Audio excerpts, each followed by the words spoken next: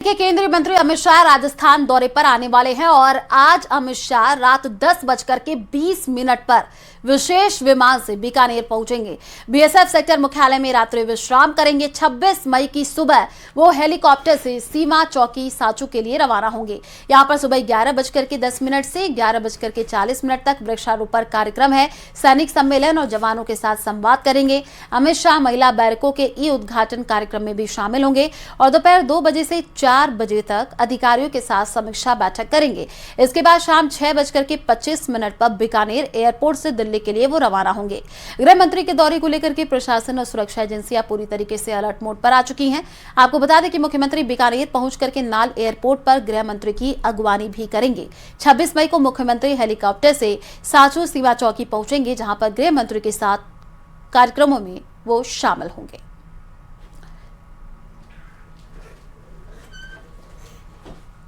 तो अमित शाह का ये बीकानेर दौरा रहने वाला है। ग्राफिक्स के जरिए आपको बता भी रहे हैं कि क्या कार्यक्रम रहने वाला है। 25 मई रात 10:20 पर विशेष विमान से बीकानेर अमित शाह पहुंचेंगे। रात 10:45 बीएसएफ सेक्टर मुख्यालय पहुंचेंगे।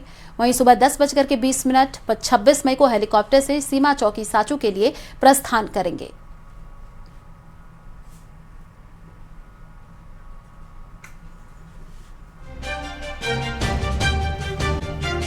असल में से देशवासियों के लिए बड़ी खुशखबरी सामने आ चुकी है। थार की धरती ने ऊर्जा का नया खजाना दिया है। डांडेवाला क्षेत्र में प्राकृतिक गैस का नया भंडार मिला है। केंद्रीय पेट्रोलियम मंत्री हरदीप सिंह पुरी ने इसकी जानकारी साझा करते हुए इसे आत्मनिर्भर भारत की दिशा में अहम उपलब्धि बताया है। सरकार कंपनी जो है ऑयल इंडिया लिमिटेड को जमीन के करीब 950 मीटर नीचे से ये बड़ी सफलता हाथ लगी है।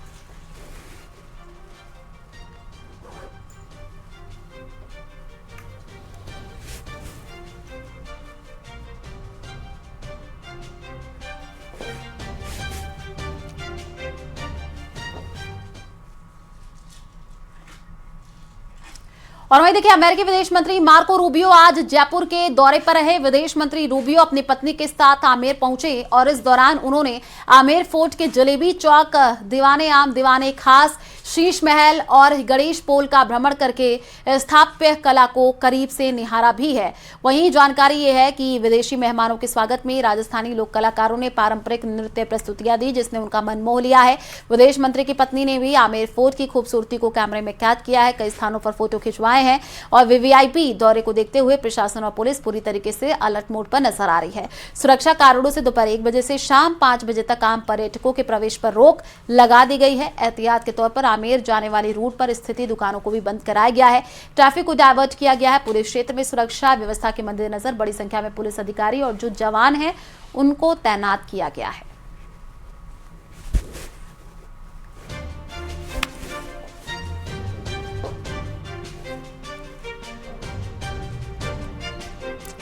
तो ये तस्वीरें भी आई हैं जो कि आपको दिखा रहे हैं। राजस्थानी लोक नृत्यों के कलाकारों द्वारा प्रस्तुतियों ने मन मोहा है। शीश महल समेत गणेश पोल को भी निहारा है। ये तस्वीरें आई हैं आमेर की जो कि आपको दिखा रहे हैं।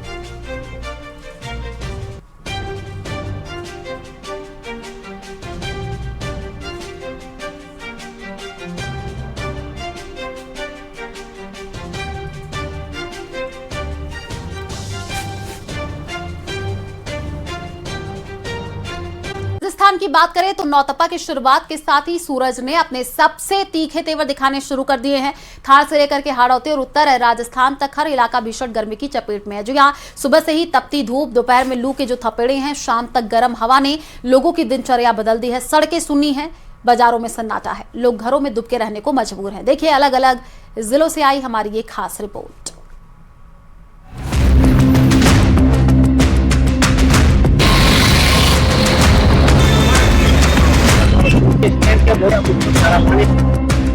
लू के थपेड़ों से झुलस रहा राजस्थान, इंसान ही नहीं बेजुबान भी परेशान। नौतपा राजस्थान तपा।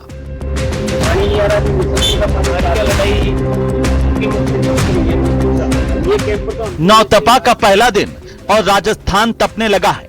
अजमेर में गर्म हवाओं ने लोगों की रफ्तार थाम दी। पुराने पटेल मैदान टैक्सी स्टैंड पर ड्राइवर पेड़ों की छांव में बैठे यात्रियों का इंतजार करते नजर आए। लेकिन गर्मी ऐसी कि सड़क पर आवाजाही भी कम हो गई। ड्राइवरों का कहना है कि सीजन पहले ही कमजोर है, ऊपर से नौतपा की मार्च ने मुश्किल और बढ़ा दी है। बहुत ज्यादा परेशान है, गर्मी से इतने परेशान है कि पानी की व्यवस्था नहीं है। अब आम पब्लिक भी आने जाने वाले पीते, हम भी पीते, हम मंगाते, ड्राइवर भाई मिला के पानी मंगाते हैं 8-10 कैंपर। परेशान बहुत, धूप अभी इन दिनों में बहुत ही पड़ रही है और अब ये नौतपा चालू हो गया आज से। सर बस यहीं बैठ करके टाइम पास करते हैं। अब कोई सवारी आ जाए तो चल जाते हैं, नहीं तो नहीं आओ तो यहीं बैठे हैं। ये एक ही पेड़ है यहाँ पे, लेदे के स्टैंड है, पुराना स्टैंड है पटेल मैदान का। यहाँ पे वो छाया के लिए वो लगाए, बैठने की व्यवस्था करें, आम पब्लिक आती जाती रुक सके और पानी वानी की व्यवस्था हो जाए।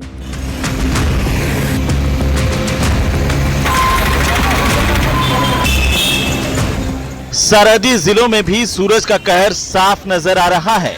बाड़मेर में सुबह से ही तेज धूप और गर्म हवा ने जनजीवन अस्त व्यस्त कर दिया। बाजारों और सड़कों पर सन्नाटा है। लोग बेहद जरूरी काम होने पर ही घरों से बाहर निकल रहे हैं। ग्रामीण इलाकों में हालात और भी चुनौतीपूर्ण हैं। कच्चे घरों और झूपों में दिन भर तपिश बनी रहती है।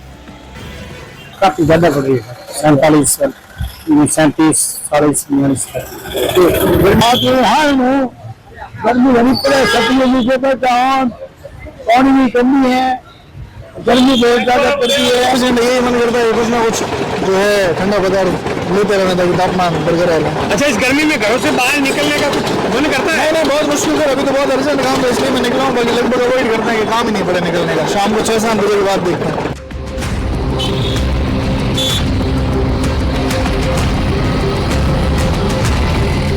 कोटा में भी नौतपा ने शुरुआत से ही तेवर दिखाए हैं। तापमान लगातार ऊपर चढ़ रहा है। दोपहर के वक्त सड़क के किनारे ठंडे पेय पदार्थों की दुकानें तो खुली हैं, लेकिन खरीदार कम नजर आ रहे हैं। लोग चेहरे को गमछे और कपड़ों से ढककर ही बाहर निकल रहे हैं और राहत के लिए गन्ने का जूस और ठंडे पेय पदार्थों का सहारा ले रहे हैं। उधर बूंदी में नौतपा के पहले ही दिन सूरज ने अपने तीखे तेवर दिखाने शुरू कर दिए। यहाँ पर तापमान 43 डिग्री के पार पहुंच गया। चिलचिलाती धूप और गर्म हवाओं ने लोगों की मुश्किलों को बढ़ा दिया। दोपहर होते होते सड़कों पर सन्नाटा पसर गया और लोग जरूरी काम होने पर ही घरों से बाहर निकलते नजर आए। सरपंच के पास आया था। अच्छा, तो काम करने का गर्मी को मिटा रहे हैं और क्या। गर्मी बहुत भीषण पड़ रही है आजकल, 2-4 दिन से बहुत ज्यादा गर्मी पड़ रही है, इसलिए हमारे काम में भी बढ़ोतरी हो रही है। इसलिए लोग आते हैं यहाँ पर गन्ने का जूस पीते हैं और ठंडक पाते हैं। ठंडा भी एंजॉय कर रहे हैं क्योंकि इससे थोड़ा आराम मिलता है। और ये जेठ का महीना है, इसमें बहुत ज्यादा नौतपा। तो वहीं बूंदी के अलावा श्री गंगानगर में भी गर्मी का असर इंसानों के साथ साथ पशु पक्षियों पर भी साफ दिखाई दे रहा है। सुखाड़िया सर्कल की नंदीशाला और परिंदा विहार में भीषण गर्मी के बीच पानी और छांव का इंतजाम बढ़ाना पड़ा। वहीं शहर में कूलर, पंखे और ठंडे पेय की मांग अचानक बढ़ गई है और बच्चे गर्मी से राहत पाने के लिए स्विमिंग पूल का रुख कर रहे हैं। ऐसे में न्यूज़ 18 भी अपने सभी दर्शकों से अपील करता है कि दिन के दौरान, खासतौर से दोपहर के वक्त जब तक बहुत ज़्यादा जरूरी ना हो, घर से बाहर निकलना अवॉइड करें। यदि निकलना भी जरूरी हो किसी काम से तो अपने सर और चेहरे को सूती कपड़े से ढककर निकलें ताकि डायरेक्ट सनलाइट के संपर्क में आने से बचा जा सके। साथ ही साथ रेगुलर इंटरवल्स पर दही, लस्सी, कैरी का पानी या फलों के ताज़ा रस का इस्तेमाल करते रहें ताकि शरीर में निर्जलीकरण से बचा जा सके और इन मौसमी बीमारियों के चपेट में भी आने से बचा जा सके। अशोक शर्मा, न्यूज़ 18, श्री गंगानगर।